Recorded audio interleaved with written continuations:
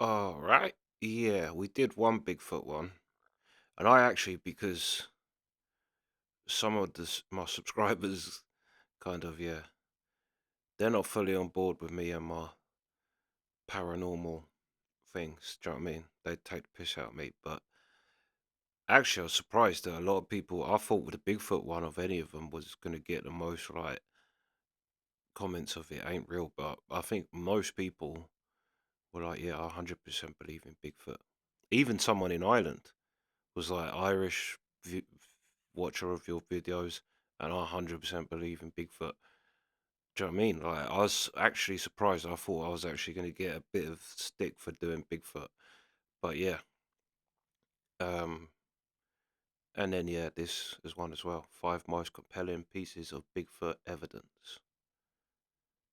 But yeah, because I've also heard people saying that they've actually had hair from a Bigfoot, and some matey had saliva. But they're like, if you send them to a lab, it would just come back. Was it inconclusive or something like that? Whatever. But yeah, yeah. Anyway, let's go.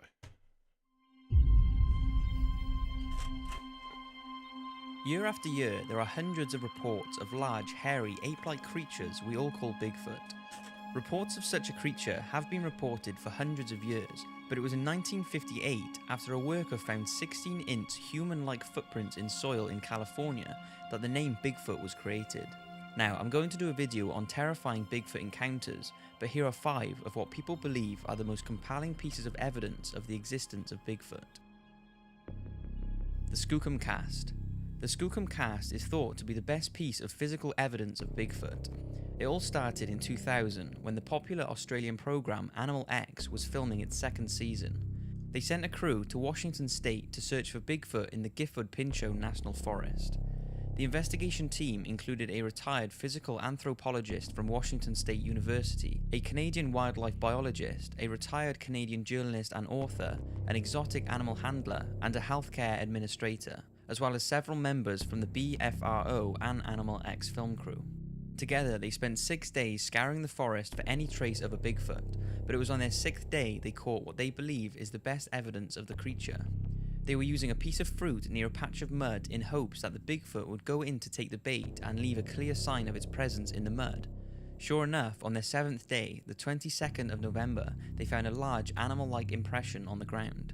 They used a casting material to take a mold of the imprint and transported it to an indoor location where it could be studied by scientific experts, who believe the cast showed anatomical features that is believed to represent an 8 to 9 foot tall humanoid creature. Details of the cast showed evidence of dermal ridges or fingerprints, which only primates are known to have, and many of the team who examined the cast agreed that it cannot be attributed to any commonly known northwest animal and may represent an unknown primate. There were also hairs present in the imprint that were collected and studied. They were analysed by Dr. Fahrenbach, who worked for the Oregon Regional Primate Research Center. He has a collection of unexplained hairs believed to be that of Bigfoot, and although a few hairs found at the Skookum Cast were that of elk, there was a hair shown to be from an unidentified primate that was similar to the other unidentified hairs in his collection. So, with that, this is the scenario the team and many Bigfoot hunters have put forward. A Bigfoot was attracted to the fruit but did not want to leave its tracks in the mud, so it crawled to the bait, reclined on the ground, and ate the fruit before leaving in a similar fashion, but not before leaving the large imprint thought to show its forearm, hip, thigh, heel, ankle, and its Achilles tendon. On the other hand, the theory put forward by those who do not believe in Bigfoot, or those who do believe but do not think that the impression is the creature, say that it was most likely an elk. The muddy area the bait was placed is strongly believed to be an elk wallow where they roll around in the mud, and one of the members on the expedition said that an elk could have made the impression and bounced up without leaving hoof marks. But there are many who say that there would have been hoof marks all around the muddy patch, as an elk would not be trying to stealth up to the fruit. So for some, the cast is one of the most convincing pieces of evidence of Bigfoot, and for others it's nothing more than an elk imprint. But what did stop to eat the fruit without leaving any sign of its arrival is a mystery. Yeah, Paul Freeman. Paul that's true. An elk wouldn't even think to not leave footprints. And I've heard people that have Bigfoot stories say that they are good at covering tracks and like not being seen, or people that have tried to film them um, with trail cams and that. They understand what it is and what you're trying to do, and they're good at kind of either breaking it without being on camera or just completely diverting it altogether. Also, I've seen a lot of people, the BFRO or whatever it is. I've seen a lot of people. That matey that said he shot one, he's like, the matey interviewing him said, "Oh, what about, did you not ring them?" He's like, "They're a bunch of jackasses." Because I said, I called him. I told him the body's still up there. I'll take you up there and I'll show you. It's got to be blood and all sorts. And he said, "Nay, wait, and we ain't going up there after you shot one. And I advise you to stay out the woods too." Yeah. But a lot of people that have had Bigfoot things do not like the BFRO. But yeah, let's carry on. Let's go. Freeman was an American cryptozoologist who passed away in 2003. He spent most of his life searching for Bigfoot and claimed to have discovered Bigfoot tracks showing dermal ridges, spotted an 8-foot-tall creature covered in reddish-brown hair in Washington in 1982, and in 1994 he recorded his most famous footage. The original footage he recorded is nearly 8 minutes long, but here is a shortened version showing the best parts. It was recorded near the Blue Mountains region and shows what's believed to be big footprints on the ground that Paul has filled with a material to make a cast mold. Then a creature can be spotted walking in the woods. It looks at Paul, seems to stop in its tracks before making its way deeper into the forest. Then, in the second part, when Paul goes into the woods to investigate, he spots the apparent Bigfoot again, and some say it is picking up a juvenile Bigfoot before walking away. Take a look. Oh shit, he's come down, went back up both. Yeah. Look at that. Yeah, he went back up the road, come down the road. Yeah, look at that. I hear the brush popping and stuff.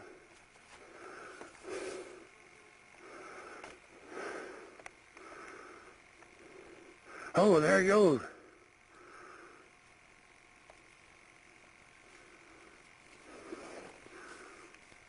Jesus.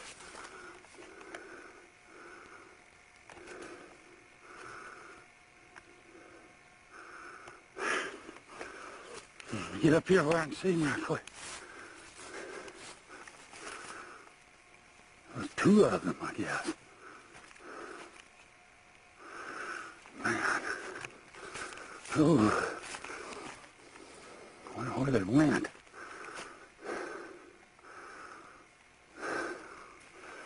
Oh, God. Two of them. Where'd they go? Hear my heart beating 40 miles an hour. Must have went up over the hill there or something. There are a number of reasons why people think Paul's footage is genuine. One is that Paul never showed any reason to fake the footage. He was a relatively poor man and did not want to try to profit from the footage. It's thought he spent around $50,000 on Bigfoot research in his time and only made around $2,000 from doing one interview.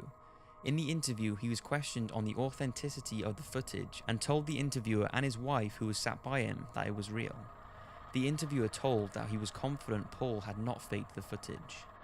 So maybe Paul Freeman did hoax the footage in search of attention, but since he passed away in 2003 and his wife cannot be contacted to be questioned, I guess all we can do is trust him and make up our own conclusions, or dismiss it as a hoax. Yeah, because that's another thing. People that have said um, that they've seen something, they said like, there is so terrifying that you wouldn't even, the thought of filming it doesn't even cross your mind because you're terrified. But then another matey said, one matey's got a story, and he said, I think him and his missus was lost in the forest and had to like basically just hunker down and stay there for the night because they didn't know where they was. and he could hear basically something coming down a trail or whatever. And he's like, think it was a bear or a wolf, or he's like, because they're all there. He's like, but then he's like, I couldn't see anything, but I could hear it, and then all of a sudden it stopped, and then he saw a like a face 12 foot up in a tree, and he's like, but he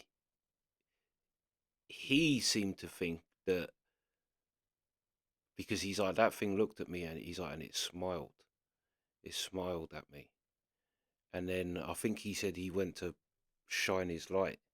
He's like, when I actually shined my light on it, he said it was gone as if it just vanished. He's like, but it was definitely something there. Um, but he seemed to think that that thing that he thinks is a Bigfoot scared off the thing that was coming down. That he don't think the thing coming down the trail and the Bigfoot was the same thing, but the Bigfoot almost kind of was watching over him. But yeah, most people say that have seen these things say it's terrifying. Ape. On December the 22nd, Also, I don't know whether he was proper following it and it didn't seem like the thing knew it was there. I don't think you're just going to sneak up, like, you wouldn't even sneak up on any animal like that. an elderly unidentified woman sent a letter signed "God bless, I prefer to remain anonymous" to the Sarasota Sheriff's Department. In there was 2 photographs and some details to go with them. The story started in 2000 when the elderly lady and her husband were living in Sarasota County, Florida, and took 2 photographs of an ape-like creature believed to be a Florida Bigfoot, also called a skunk ape or the Mayaca skunk ape due to its awful smell. It began when the couple were experiencing visits from this creature. 2 nights before the picture was taken, the believed Bigfoot had been taking apples from the couple's porch, and when it returned for the 3rd time, she managed to snap these 2 pictures before it walked off into the woods. When she looked at the photos, she was shocked at what the flash had revealed in the bushes. She thinks whatever it was around 6 to 7 foot in a kneeling position, and after it left, there was a terrible lingering smell. It's believed to have returned for one more night after the photo was taken to steal more apples, but after the couple kept their dog outside, the believed Bigfoot hasn't since returned. In the letter, the lady stated that her husband thinks that the creature was an orangutan and asked if someone was missing one. She said that she was concerned for her grandchildren's safety and wanted the police to look after the situation. Yeah, that was in the last one. It does look like Today, the 2 photos taken by the elderly lady still confuse Bigfoot enthusiasts. So, do you think it proves their existence, or was it nothing more than an orangutan or a hoax? Jacob's Bigfoot. In 2007, Bigfoot enthusiasts went wild when Rick Jacobs captured 2 images of what people believe is a young Bigfoot roaming the Allegheny National Forest in northwest Pennsylvania. Rick was using a Bushnell trial camera attached to a tree so he could track deer in the woods ready for the fall deer hunt. But when he looked through the footage, he noticed something unusual. At first you can see bear cubs walking past the camera, and one appears to be sniffing the deer bait and mineral block put down by Rick. Then, shortly after, the unidentified animal can be seen walking past in 2 shots. The camera has around a 30-second delay per photo, so it only managed to take 2 photographs of this unidentified creature. It's believed by many to be nothing more than a bear or a mangy bear, but those who have examined the photos, such as zoo veterans who have spent a lot of time with bears, are more than confident it is not one, by the way it's bending down to smell the ground in the second photo. A professor also applied mathematics to the photo to work out the ratio of the limbs and believes it's some sort of primate and very unlikely to be a bear. It does look like Some a say monkey. they think it's an ape. Although there are no apes roaming the woods in northwest Pennsylvania, it's said that many people have pet apes, so one could have escaped or have been set free in the forest. It does look The 2 very images are monkey. still being examined by many Bigfoot enthusiasts, but there is no definitive explanation for what creature was roaming the woods that night. But then, Most yeah, of us have seen another story I heard was about someone saying that they was a kid and saw a giant monkey in the trees. But the mate is like, to be honest, he's like, I honestly just thought, oh, it's a monkey. And then, like, years later, he's like, told the story and everyone was like, there isn't any monkeys about. And he's like, my whole life I just thought, oh, it's just a big monkey. We got monkeys in the trees. He's like, that's just what I thought. At least heard of this next video, because never has such a video caused such controversy and been so iconic around the world. The Patterson-Gimlin film. It's been scrutinized and examined by scientists, forensic examiners, anthropologists, animators, CGI experts, zoologists, and many others. And despite the enormous amount of people saying it's fake, there has never been any solid proof that it is. It all started when Roger Patterson became interested in Bigfoot after reading an article in 1959. He wrote a book about the creature, and in October 1967, both he and his experienced outdoorsman friend Robert Gimlin went on a horseback hunt in Bluff Creek, California to hunt for Bigfoot. They chose this area as Bigfoot sightings are common there, and a few years previous to their trip, construction workers reported to the press of large human-like footprints in the soil. On the afternoon of the 20th of October, they spotted what they believed was a female Bigfoot walking across a sandbar. Patterson's horse apparently reared due to seeing the creature, and he fell to the ground. He quickly regained himself and grabbed his camera, and this is the 24 feet of colour film footage he managed to shoot.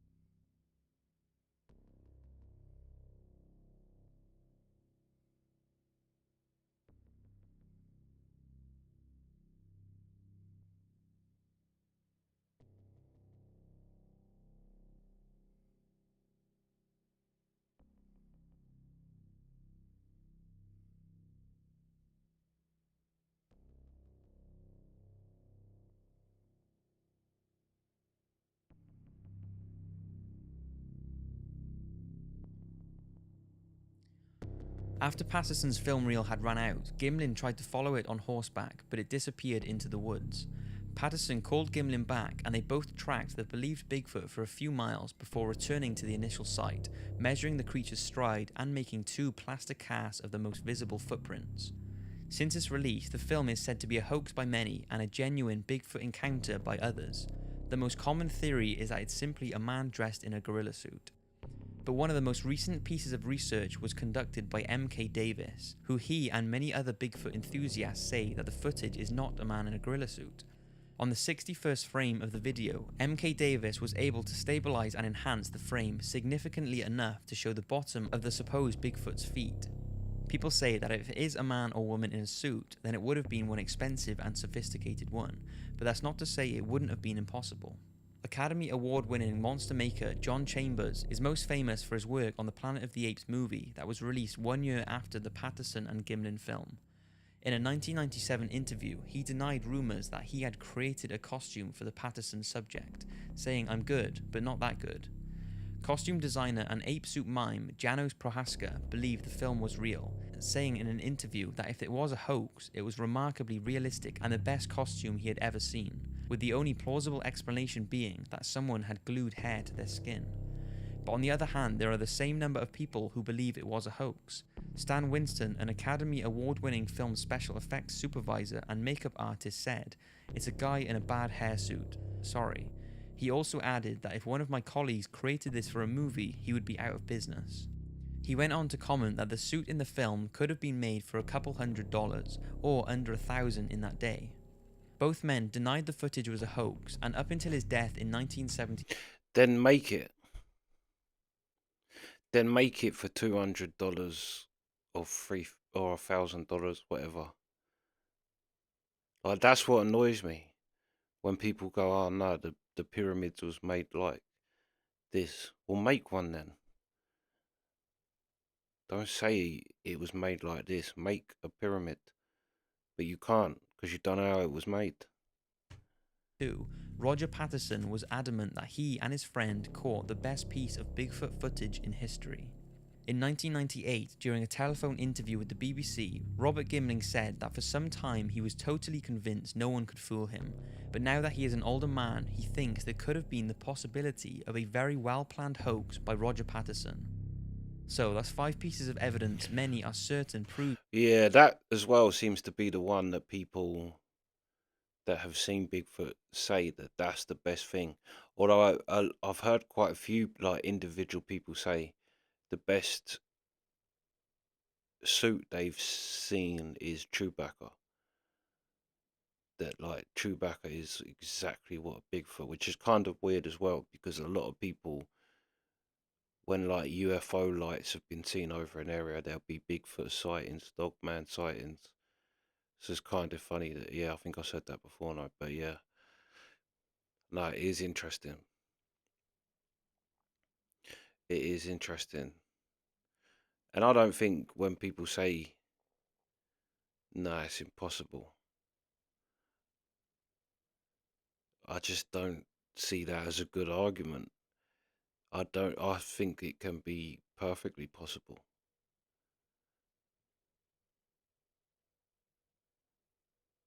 Yeah, especially if you know, if you're looking for something that's smart and smart enough to know that not to be seen by things.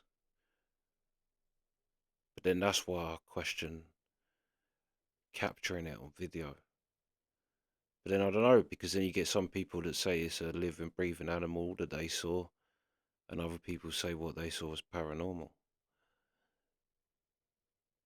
But yeah, anyway, that's the reactions.